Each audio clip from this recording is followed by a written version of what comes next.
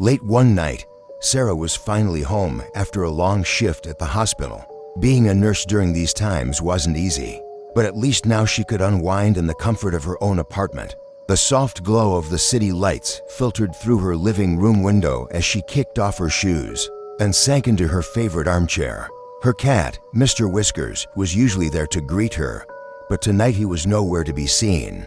Strange, she thought, but cats will be cats. She grabbed her phone and started scrolling through social media, trying to decompress from the day's chaos. That's when she heard it, a subtle creak from upstairs. Living alone in a second-floor apartment, she knew every sound her place made, and this was different. Her heart started racing, but she tried to rationalize it.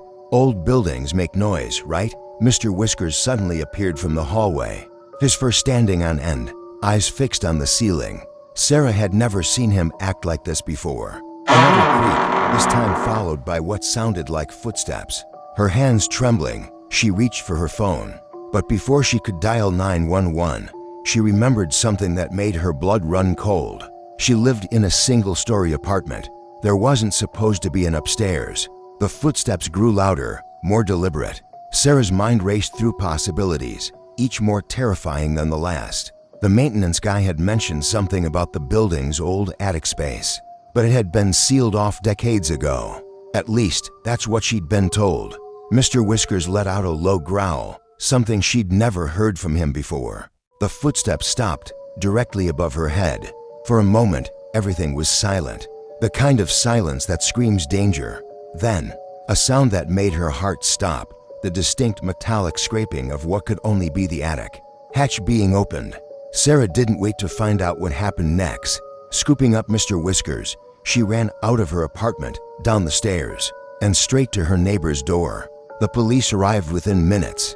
What they found in the attic space above her apartment would later make headlines. Someone had been living there, watching her through small holes in the ceiling. For weeks, they found food wrappers, water bottles, and worst of all, pictures of Sarah going about her daily routine, completely unaware. She never spent another night in that apartment, but the experience taught her something crucial, that nagging feeling we sometimes get, that sixth sense telling us something isn't right. It's there for a reason, and sometimes, when we think we're alone, we're not. To this day, Sarah always checks her ceiling when she enters a room, and she's thankful that Mr. Whiskers was there that night, because sometimes our pets can sense things that we can't, or won't let ourselves believe. Remember, trust your instincts. They evolved over millions of years for a reason, and if something feels off, it probably is.